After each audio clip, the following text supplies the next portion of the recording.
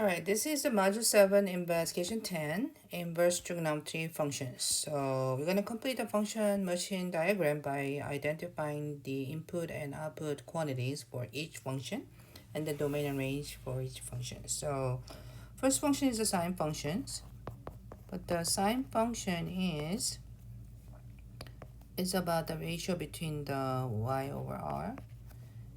So y's you can put any y's you can, but r is always stays a positive, so domain is all real number.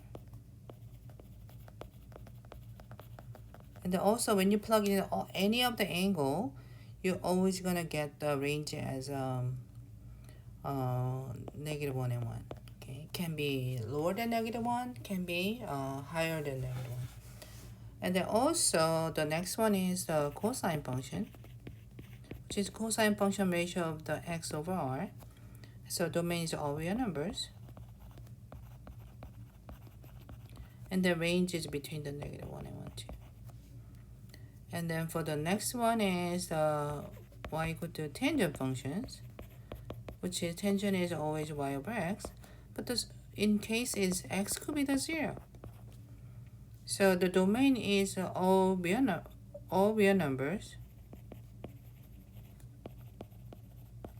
but there's exception, except when the angle is the pi over 2, okay, plus k pi, which is, it could be the positive negative direction. So range is all real number this time.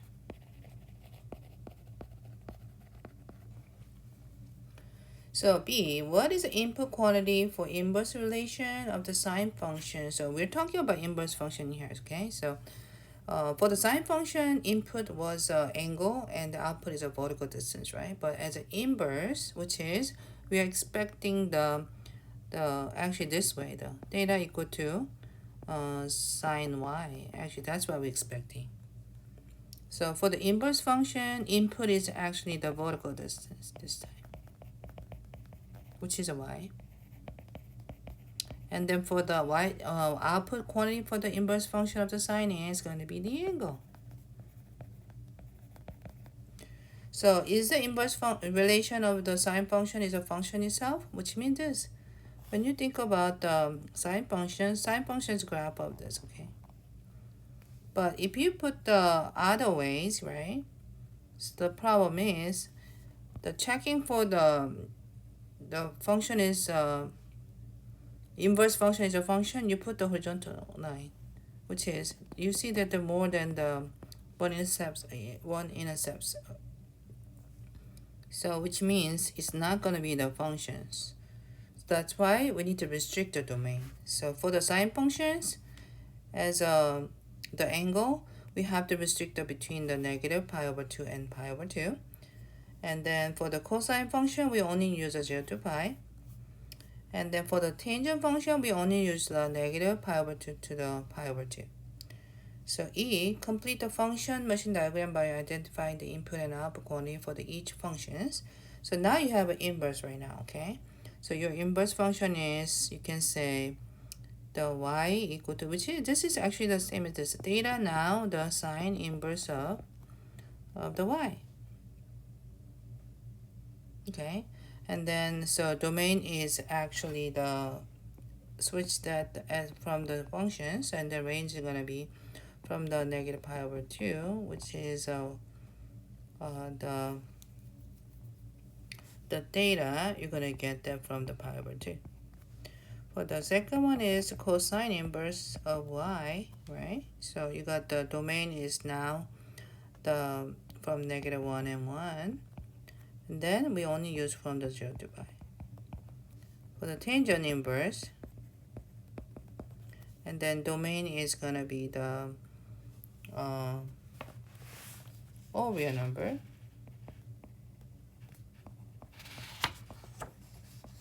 But for the range is only from the negative pi over 2 to pi over 2. Now number 2, demonstrate on the following circles how we can estimate the value of the sine inverse of 0.25. Okay, so this is actually the vertical distance, right? So 0.25 is a vertical distance, which means you can put that as over 1 as this is the same as y over r. Okay, so when the radius is the 1 and the y is only go for the 0.25. So first circle has a radius of 1, right? So about here. So the looking for angle for this, okay? So you're looking for this angle from the initial side and also this side too. So you're looking for these angles, okay? And then for the, if you increase it to the radius of 5, so what do? Multiply by both sides. And then you get the 1.25 over 5, isn't it? Which is just become y and this equals r. So now you have a 1.25, so which is about here. So, but your angle going to be the same size, okay? And then from here, this is going to be your angle. Alright, so using the calculator to evaluate this, of course you can use it. So you have to use a second key for that, okay? And then if you type it in your calculator, you'll say 0.2527. And then your calculator only returns one possible value for that. What other angle measure could be possible? Okay, so which is another angle is in the quadrant 2, right? So you can say quadrant 2 angle is pi minus you subtracting that angle 0.2527 because this angle is the same as this angle. So if you subtract this angle from the pi, then you get this angles. And also you repeated it every 2 pi, right? So you can just say 0.2527 and plus every 2 pi, but n is an integer. Now number 3. Demonstrate the following circles how we can estimate the value of the cosine inverse of negative 0.75. So when you have a negative 0.75 as a 1, which is, this is the horizontal distance, okay? So this is going to be the x over r. So when x is a 1, r is a 1, x is a 0.75, which is about here negative, right? It's about here. Then you're looking for these angles. From this angle to this angle. So we're looking for these angles and also these angles. Same as your 2. Multiply 5 both sides because we extend the r as a 5. And then you get negative 3.75. Which is just going to be the x over r. So r is a 5, and then you got the negative 3.75. So we're close to the negative 4, isn't it? And then, as you notice, the angle that you found from the first circle will be the same as the second circle. So about here to about here. Now, use a calculator to compute this. So cosine inverse of negative 0.75 will be the 2.4189. And also to find another angle in that, which is you just need to subtract the 2 pi from the 2 pi, and then 2.4189 will be the another angle, which is 3.8643. Or you can just say 2.4189 plus 2 pi n. That's going to be the more angles coming up. Now, number 4, demonstrate the following circles how we can demonstrate the tangent inverse this time. So 2 over 1, which is same as y over r, y over x this time. But this time is r is a 1, not x, right? So I want to do that as x reduced as a half. So I'm going to divide by 2. Then I got 1 over 0.5. So when x is a 0.5, and then you'll see the y value here.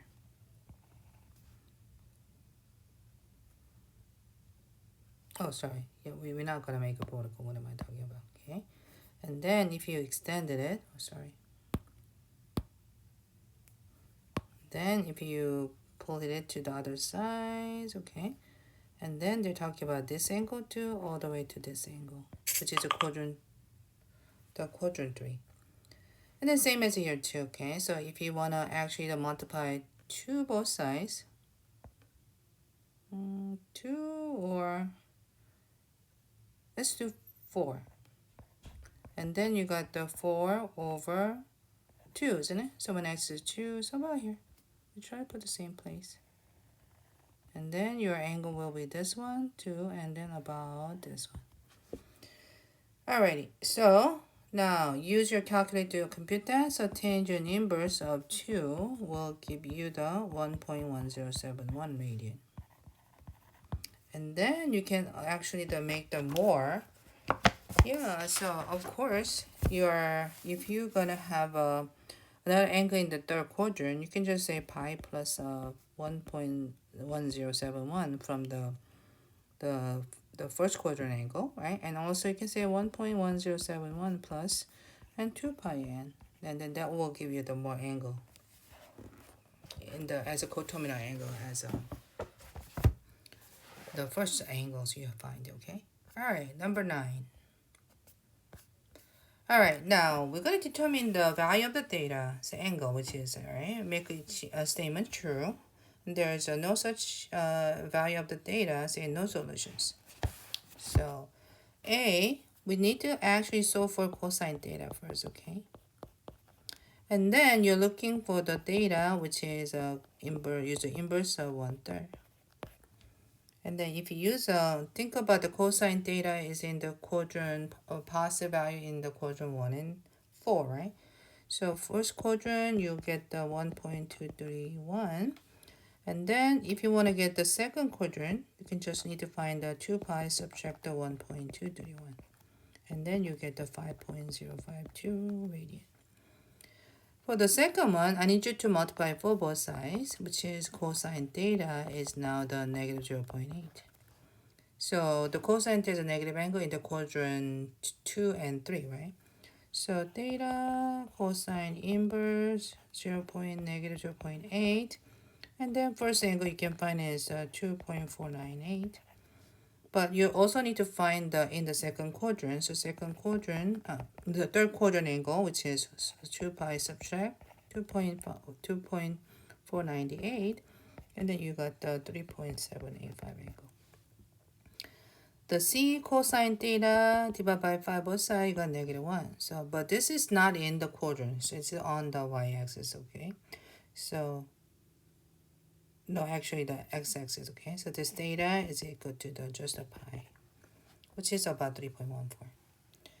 And then you can just say more angles, but that's only angles between the 0.0 to 2 pi, okay? And d, now divide by 2 both sides. This is it. So sine is a positive in the first and second quadrant. So theta is the sine inverse of half. And then sine inverse of the half give you the angles of, in the first quadrant, it's going to be 0.524. For the second quadrant, and then you just need to subtract pi to the 0.524, and then you get the 2.618. So you can just straight to get the theta. There's nothing multiplied the sine this time. So sine inverse of 0.8, which is the quadrant 1 and 2 again, which is the first angle in the quadrant 1 is 0.927. But the second quadrant angle will be just subtract pi minus 0.927, and then you get the 2.214. For the f, so for sine theta, so multiply 30 both sides, you got the 1.5. But the theta equal to sine inverse of 1.5, and there is the error, which means there's no way you can find the theta because the sine cannot be equal more than 1 and the less than -1. So this one you have to say no solution, because this is not true already. Just say this is not true. All right, now the tangent. For the tangent, so theta is the tangent inverse of 1. So the tangent is a positive in the quadrant 1 and quadrant 3. So first quadrant is going to be the 0.785. And then third quadrant, you just need to added it to the pi to the 0.785. You get about 3.927. So for the 2 theta equal to that is -8/3. And then this is, you're looking for 2 theta, okay? And then put the tangent inverse of -8/3. And then divide by 2 both sides, you got the 1/2 of tangent inverse of -8/3, which is your angle will be in the -0.606. And then this is the tangent theta first, right? So it's going to be -1/6, and then theta is tangent inverse of -1/6. So your theta is going to be -0.165. All right, so that'll be all. All right. Thank you for listening.